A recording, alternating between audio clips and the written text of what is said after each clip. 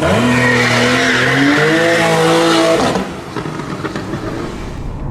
everyone, so today is October 1st, it's about 8:30 in the morning and I'm on my way to Letterkenny to go to college.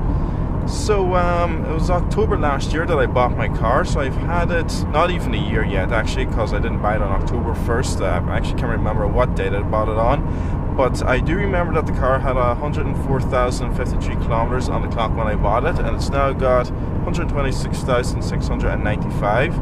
So in a year I've put on a little over 22,000 kilometers onto it, which isn't too bad. Now the course I'm doing is called Bachelor of Science in Computing, just involves really a lot of programming. It's a 3-year course, so I'll be driving over Letterkenny quite a lot. So I'd imagine I'm going to put on well over 22,000 kilometers each year from here on. So about the car, for those of you who watch my channel on a regular basis, you will see that I finally got around to buying my LED taillights for this car. I put up a video installing them. I think they look great, so I do. I think the smoke lens looks very good with the black paint, that's why I bought them. A lot of my friends liked them, you know, some of my friends who met me in town said they look pretty cool and they look fantastic at night, so they do when you just have them on. They're very bright, just a very cool shape and design to them. So it was very easy to install, you know, just undo a few bolts and slot them in and tighten them up again. The only thing is, because the original taillights in this car weren't LEDs, the wiring in this car wasn't set up, you know, to read LED tail lamps. So the only side effect to putting them in was that the indicators were hyper flashing. That basically means that whenever you put on the indicators, they were flashing very quickly. So in order to fix that, I had to get resistors installed. So apart from that, you know, the lights work absolutely perfect. Some people have been asking, are they legal? The answer is yes. They have all the markings on the case around the lens that verifies that they are legal in Europe, and it even said on the advert and on the box that they came in from Car DNA, that they are completely street legal, so there should be no legal related issues. So for anybody who has an Astra in Europe and you know you're debating on where not to buy these taillights, I think you should buy them if you think they look good, and they are completely road legal, so there's no problems there. So as I said, I've had the car almost a year now, and in that time it has been brilliant. I've never had any reliability issues on it. The only thing that went on that I had to change was the front left anti-roll bar linkage, which was like last month. But things like that, that's just general maintenance stuff that you expect to do. Apart from the crash I had in January this year though, the car has been running absolutely perfect, so it has. So very strong, very reliable, and well built car, so it is. I got a few questions from people asking, what do they like to drive on a daily basis, what they like in fuel. Well, very comfortable and, just very pleasant to drive. As far as fuel goes, well, I'm actually going to make a comparison here, because from Donegal Town to Letterkenny, where I go to college, it's 31 miles each way. So that's about 62 miles every day, and I'm up there 5 days a week. So that is a little over 300 miles a week that I'm doing, and the car gets through the fuel just fine, so it does. It's not very thirsty, but obviously it's not going to be as economical as a turbo diesel, but it's not too bad. I mean, when the little needle goes below a quarter of a tank and the fuel light comes on, it costs me about €65 to fill it up, so that's not too bad. It's decent enough on fuel. So as far as car related news goes, there's a few new cars out. Last month, I talked briefly about the new Kia Sportage. Just elaborate on that again. Karen Auto, the local Opel and Kia dealership that I review at, they are going to have a Sportage coming in from Kia Ireland on the 9th, 10th and 11th of November. So they're going to have it for 3 days. So I'm just going to swing by, get a few photographs and short video clips of it, and then they'll have their own stock of Sportages in around January. So I'll be able to get reviews and test drives done, and then I'll write up an article on WordPress, because after I've driven the car, I'll be able to talk more about it in the article itself.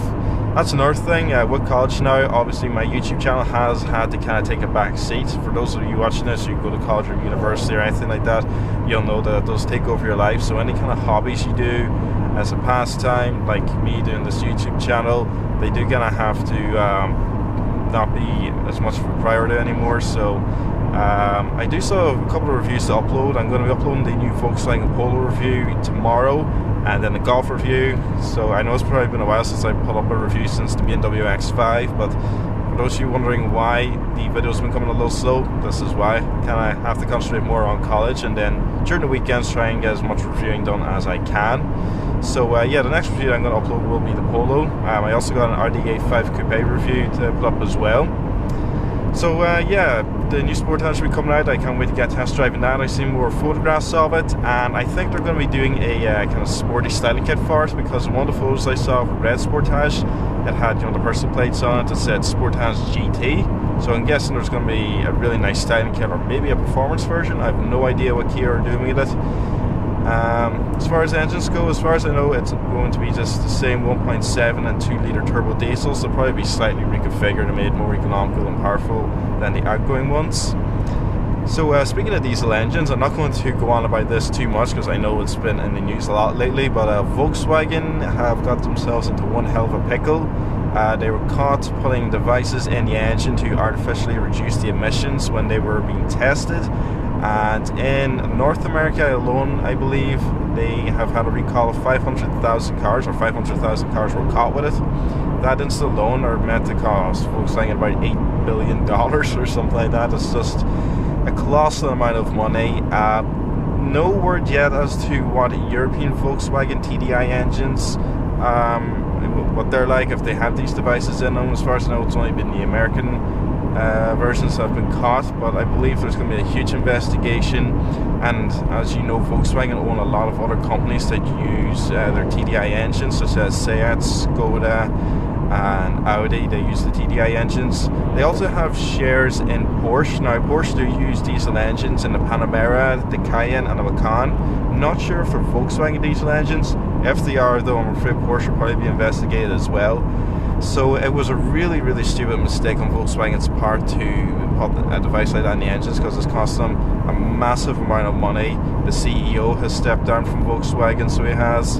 I believe in the stock market they've lost over 30%, or they went down 30%. So they just caused themselves a massive amount of aggro, and it's ridiculous really. They shouldn't have done that, because with all modern day cars been computerized, it's very easy, you know, for mechanics and all that, with all the computer software that they have, to detect stuff like that.